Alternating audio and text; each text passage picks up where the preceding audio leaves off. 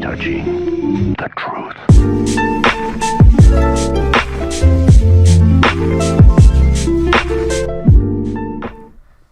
So if you guys have been looking at my channel the past few days, or even tuning into the streams I've been doing, you guys would know that I have been participating in the Game Maker's Toolkit Game Jam for 2019. If you guys don't know what a Game Jam is, it's pretty much where you have 48 hours, or whatever the amount of time is, to create a game based around a theme that you're given.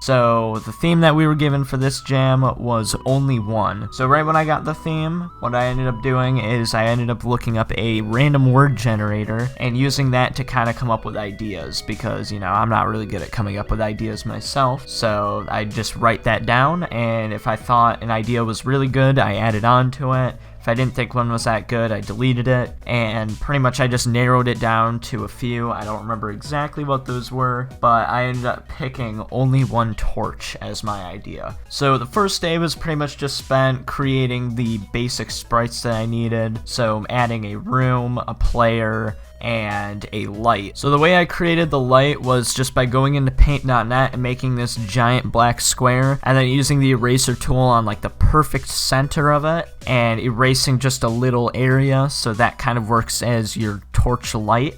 And it works fine, but the only issue is when you want to add two lights, which, I mean, if the theme is one torch or one light, then that doesn't really matter, but it still could have been done a lot better. So then after that, the rest of the day was pretty much just spent getting a door system working, because that was one of the main issues I ran into then, because you want it so when you go into a door, obviously it takes you to the room above you. The only issue with that is that with the amount of rooms that ended up being in the game and that I wanted to be in the game, I knew that there was no way I'm gonna set a teleport location for every single door. So the way I ended up doing that was just teleporting the player a certain amount of units up, and then making sure every single room was that many units apart. So ended up working pretty good. So if you guys want to make a RPG game in Unity, definitely look into that, because that's probably the easiest way to make that work if you have a lot of different doors in different rooms.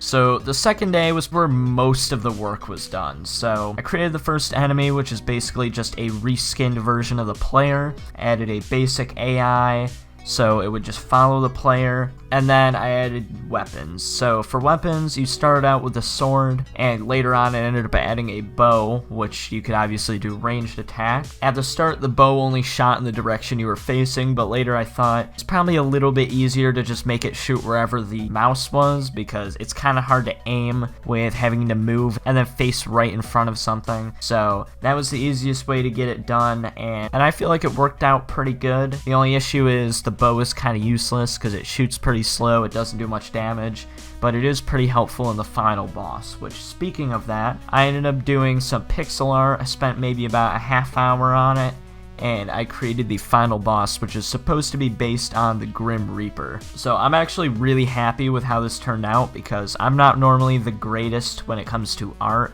especially pixel art. So I'm surprised I was even able to make something that looked this good. But after I added him in, I added just basic AI to him. I think I just used the same exact AI as I used for all the other enemies. After that, I made sure the bow was working. I added heart items that you could pick up. And then I added coal also, which you can pick up to refuel your torch, which slowly depletes over time. After that, I just ended up adding bats, which were the second enemy type in the game, and chests that you could use to get different items.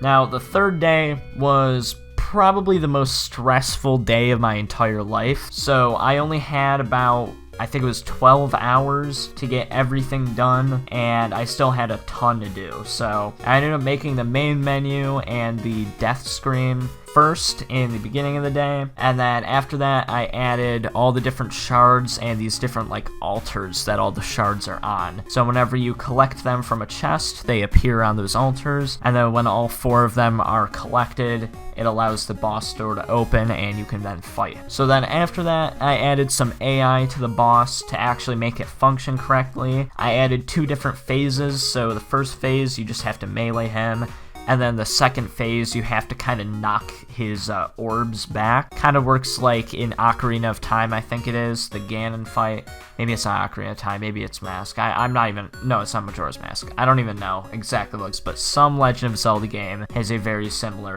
final boss. After that, I ended up adding vases, what kind of added to the design of all the levels, and also worked as a way to kind of get more coal and health if you really need it. Works a lot like Legend of Zelda. After that, I ended up adding the victory screen that would happen after you beat the final boss, and with that, the time was pretty much up, so I spent the rest of the time just building the game and getting it up on itch.io. It turns out that there was actually a lot of extra time because the itch.io servers went down because that was how big this game jam was. So because of that, I actually added a few more things to the game that weren't in the final build, because it ended up taking like a half hour to build, and it finished like 2 minutes after the game jam was over. So because of that, there's a lot of features that I added last minute that aren't in that build. Want to go check that out? There's a Game Jolt link, which has the most up-to-date version.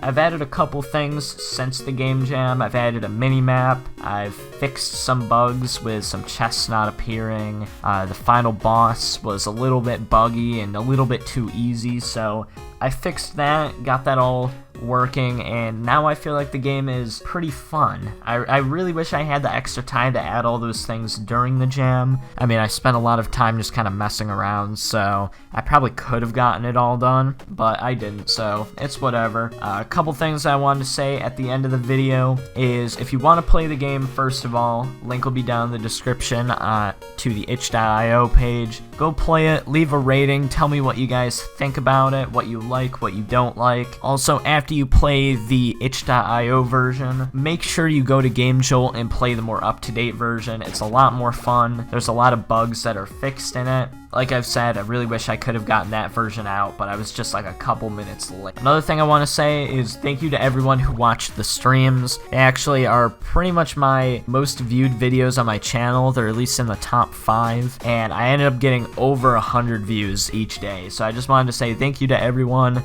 that watched the streams. Also, thank you to anyone who suggested new ideas, kind of gave some feedback on the things that I added and everything like that, because it really made the game a lot better than it would have been if I was just making it myself. So I guess that's it. If you guys enjoyed the video, make sure to like, comment, and subscribe.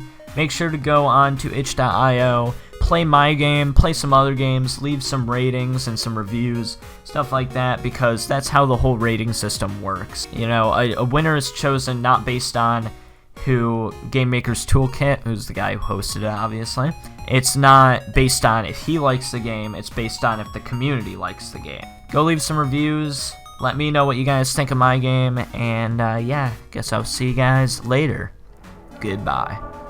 I'm all alone again, out of my own again, running from home again. You always telling me you can do better, shut up and show me then. I don't got time for this, I laid on the line for this, told you in confidence, all of my secrets and all of my woes. You took all of my soul, I'm all alone again.